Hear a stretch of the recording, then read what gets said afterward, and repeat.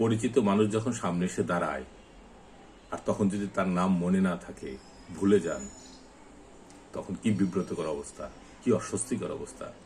সেই পরিচিত মানুষটা যখন আবার নিজ উদ্যোগে ভীষণ পরাক্রমশালী হিসেবে হয়ে বলে যে বলেন তো আমার নাম কি, তখন আপনি পরাজিত সৈনিকের মতন কত কিলোমিটার ব্যাগে যে দৌড়ান আর সাঁতরান নাম খুঁজে আনার জন্য।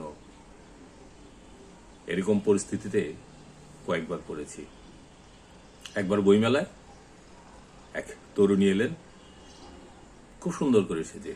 দূর থেকে তাকে আমি চিনতে পেরেছি, তিনি যে হেঁটে আসছেন চোখে চোখে হওয়াতে চিনতে পেরেছি। তিনি একদম যথারীতি সামনে এলেন, আমি একটু এগিয়ে গেলাম। স্টলের, বইয়ের স্টলের এই পাশে তিনি, এই পাশে ভিতরে আমি। উনি বললেন ভালো আছেন? আমি বললাম জি। বলে চিনতে পেরেছেন? আমি বললাম হ্যাঁ হ্যাঁ অবশ্যই চিনতে পেরেছি।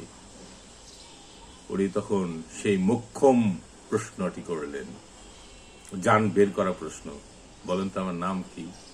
আমি তো বললাম বিপদে, নাম তো ভুলে গেছি। আমি ডাইনে তাকাই, বামে তাকাই, উপরে তাকাই, নাম খোঁজার চেষ্টা করি প্রচন্ড গতিতে, কিন্তু নাম মনে পড়ছে না। সুন্দর নাম। এখন তিনিও ঠায় দাঁড়িয়ে আছেন যে বলেন আমার নাম কি, নাম বলতে হবে। কত দূর থেকে আপনার জন্য এসেছি, আপনার বই নিতে এসেছি। এটা ভালো, গত রাতেও আমার সাথে একবার কয়েকটা কথা হলো মেসেঞ্জারে। আবার তখন মেসেঞ্জারের কথা মনে হওয়াতে আমি পকেট থেকে ফোনটা বের করে কাউন্টারের নিচে আর চোখে দেখছি যে মেসেঞ্জার ক্রল করছি। আচ্ছা, তার সাথে নামের কয়েকটা অক্ষর চিনতে পারলে আমার নামটা মনে পড়ে যাবে। আমি নামটা আছে কিন্তু পারছি না, আমার কানেক্ট হচ্ছে না। ওই দিন মেলা এত ভিড় আর নেটওয়ার্কের অবস্থা এত বাজে, নিচেই নামতে পারে না, বাফারিং করে, ঘুরছে তো ঘুরছে, আমার ভিতরেও ঘুরছে, মাথাও ঘুরছে, নামটা মনে করতে পারছে না। কিন্তু উনি ঠায় দাঁড়িয়ে আছেন এবং শক্তিশালী পরাক্রমশালী রাজার মতন বলছেন নাম বলতে হবে। আমিও বিব্রত।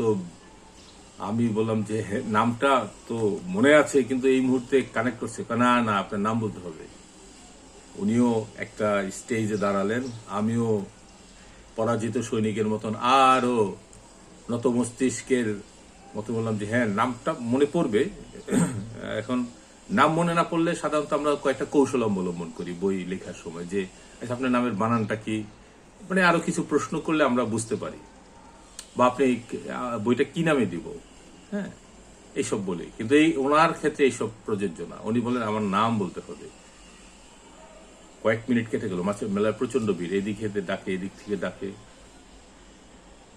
চুপ। আমার পাশের ডানে বামে যারা বিক্রয় প্রতিনিধি আছেন, ওরা স্টুডেন্ট ইউনিভার্সিটির, মজা নিচ্ছে, মনন ভাই ফাঁসছে। তো পিছনে ছিল প্রকাশকের ছেলে, কলেজ পড়ুয়া। সে এসে বলে যে মনন আঙ্কেল তো সারাদিন মেয়েদের সাথে কথা বলে, এত নাম মনে রাখে না। আমি তো আরো শেষ, সারাদিন ও আমার দিল ফাঁসিয়ে, কি করব। পরে উনি বললেন ঠিক আছে নাম মনে করে আমি আসতেছি। উনি সত্যি সত্যি চলে গেলেন। আমিও বাঁচলাম, যে আল্লাহ বাঁচাইছে যে এইরকম বিপদ থেকে।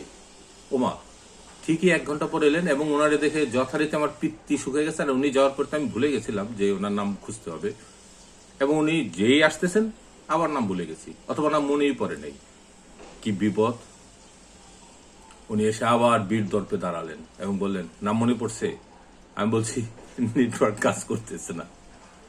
উনি অনেকক্ষণ তাকিয়ে থাকলেন, বললেন যে এটা কি ঠিক হইলো।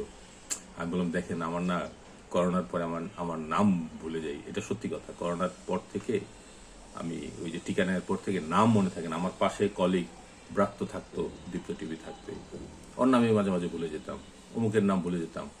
একবার হিরোক আমাকে একটা পরামর্শ দিল যে ভাই আপনি বাদাম খান, কাজু বাদাম খান।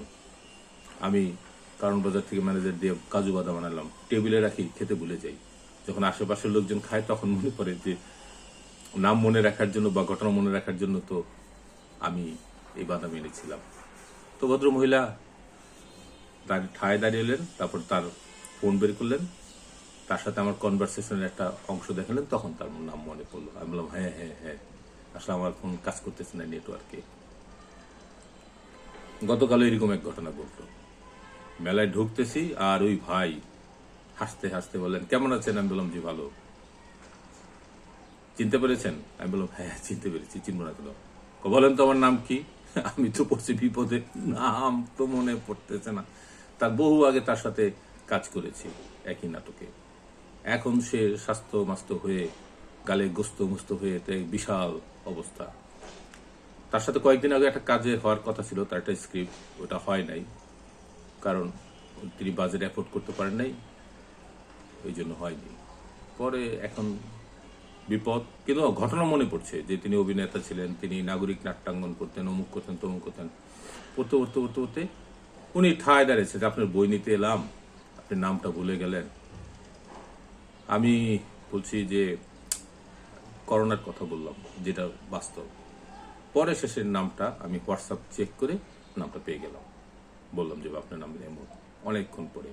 কিন্তু এই ক্ষেত্রে এই যে যে বিপদে ফেলা নাম নিয়ে, এই ক্ষেত্রে একটা সহজ সমাধান আছে। একজনকে এরকম বিব্রতকর বিপদে ফেলা উচিত না। উচিত কি জানেন? শুরুতে তার নামটা বলে দেওয়া, ভাই আমার নামে মুখ, চিনতে পেরেছেন? এইটা হলো সৌজন্যতা। আমি সবসময় এই কাজটা করি। কাউকে বিব্রত করা, বিপদে ফেলা, এটি একেবারেই উচিত না। কারণ সব সময় সব নাম মনে থাকে না, নানান কারণে মানুষ এখন নানানভাবে ব্যস্ত, নানানভাবে অত্যাচারিত। দেশ, সমাজ, সংসার, চাকরি ফাকরি সব কিছু নিয়ে এত কিছু মনে রাখা অনেকের পক্ষে সম্ভব না। সেই জন্য সবচেয়ে সহজ উপায় হলো পরিচয় হওয়ার সাথে সাথে নিজের নামটা বলে দেওয়া। তাহলে এই অস্বস্তিকর পরিবেশটা তৈরি হয় না। ধন্যবাদ, ভালো থাকবেন সবাই। আর পরিচিত হওয়ার সময় নামটা বলে দিয়েন।